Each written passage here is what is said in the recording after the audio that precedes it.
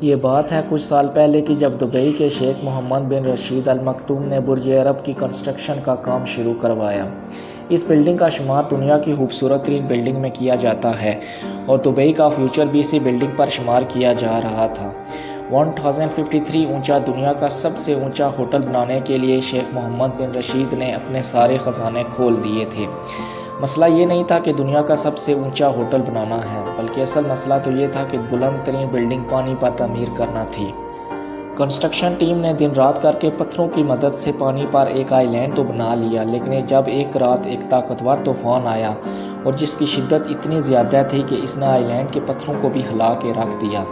یہاں طوفانی لہروں نے پتھروں کو نقصان پہنچایا تو وہاں دبئی کے شاہی خاندان میں بھی خوف کی لہر دوڑ گئی، کیونکہ دنیا کا سب سے اونچا ہوٹل بننے کا خواب اب ٹوٹتا ہوا دکھائی دے رہا تھا۔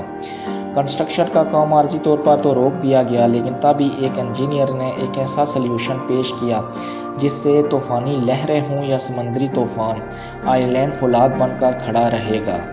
ہمارے چینل میں خوش آمدید ناظرین۔ دبئی کے ساحل پر کھڑی یہ بلڈنگ، جس کو ہم برج عرب کے نام سے جانتے ہیں، جس پر 7,500 کروڑ روپے کا خرچہ ہوا۔ ناظرین، جس ہوٹل میں ایک رات گزارنے کا رینٹ 18 لاکھ روپے کے برابر ہو، اس بلڈنگ کی شان و شوکت کا اندازہ لگانا آپ کے لیے مشکل نہیں ہوگا۔ آج سے کافی سال پہلے دبئی میں کچھ بھی نہیں تھا، لیکن جب 1960 میں وہاں کے لوگوں کو تیل ملنے کی خوشی ملی، وہاں ان کو ایک بری خبر بھی ملی۔ سائنسدانوں نے بتایا کہ دبئی سے نکلنے والا تیل 2016 تک ہی چل سکے گا۔ یہی وجہ ہے کہ شیخ محمد بن رشید چاہتے تھے کہ دبئی کو ایک ایسا ٹورسٹ کنٹری بنایا جائے، لیکن یہ سب اتنا آسان ہونے والا نہیں تھا، کیونکہ وہاں ایک ایسا شاندار ہوٹل بنانا تھا، وہ بھی دبئی کی تپتی گرمی میں۔ اس کے بعد دنیا کے سب سے ماہر ناز انجینئر کو بلایا گیا، جنہوں نے ایک بہت خاص ڈیزائن تیار کرنا تھا جس سے شیخ محمد بن رشید کو امپریس بھی کرنا تھا۔ اس انجینئر کا نام ٹام رائٹ تھا۔ ٹام رائٹ اور اس کی ٹیم ایک یاٹ میں بیٹھ کر ڈیزائن کی تلاش میں کافی دور تک گئے، لیکن ان کو کوئی بھی ڈیزائن پسند نہیں آیا۔ بالآخر ان کی نظر ایک سیلنگ بورڈ پر پڑی جو وہاں سے گزر رہی تھی۔ ٹام رائٹ کو سیلنگ بورڈ کا ڈیزائن بہت پسند آیا، یہی وجہ تھی کہ انہوں نے وہ ڈیزائن بنا کر شیخ کے سامنے پیش کیا۔ دبئی کے شیخ نے جب یہ ڈیزائن دیکھا تو وہ بہت امپریس ہوا اور اس کو فوراً امپروو کر لیا۔ ٹام رائٹ کو اپروول تو مل گئی تھی، لیکن اصل مسئلہ یہ تھا کہ اس کو سمندر پر ایک آئی لینڈ بنانا تھا، جس کو بنانے کی آج تک کسی نے ہمت نہ کی تھی۔ 1995 میں آئی لینڈ مکمل طور پر بنانے کا کام سٹارٹ کر دیا گیا۔ 5 ماہ کی محنت کے بعد اس آئی لینڈ کی شکل منظر عام پر آنے لگی۔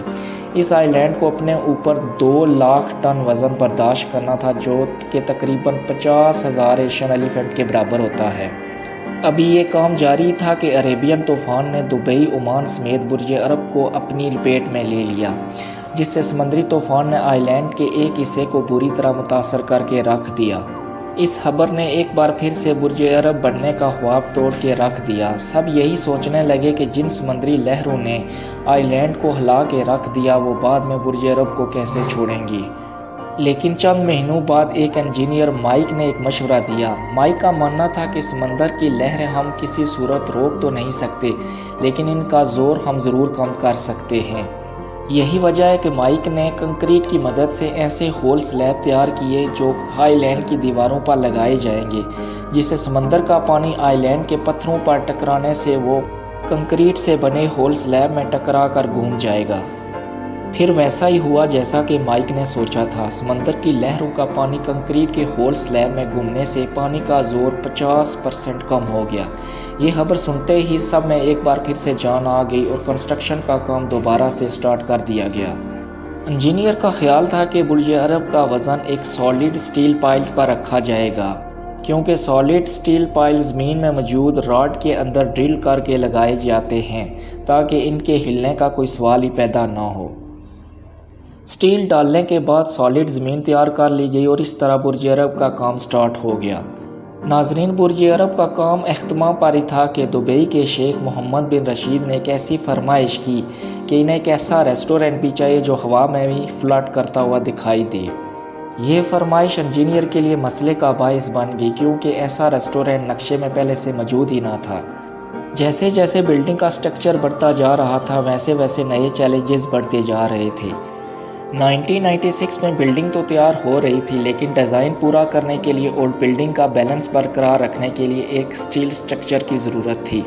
یہ سٹیل سٹرکچر برج عرب کے سپورٹ پلر کی تھی۔ یہ پلر ڈائیگنل سٹیل کے تھے اور یہ بہت وزنی اور بھاری تھے، جسے آخر کار بار مشکل طریقے سے بلڈنگ پر لگا دیا گیا۔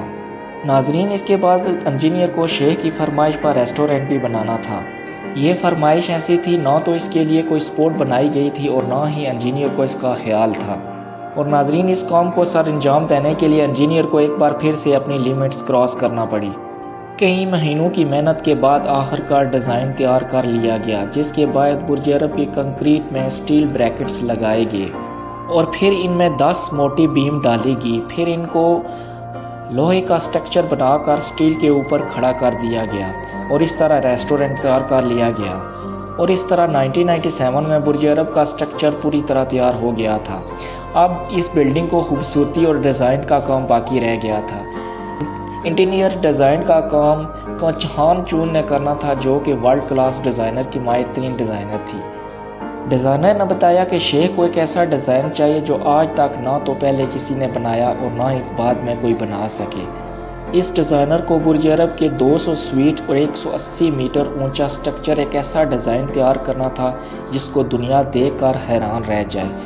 ناظرین، اس کام کو سر انجام دینے کے لیے اٹلی اور برازیل سے 2400 اسکوائر میٹر گولڈ منگوایا گیا۔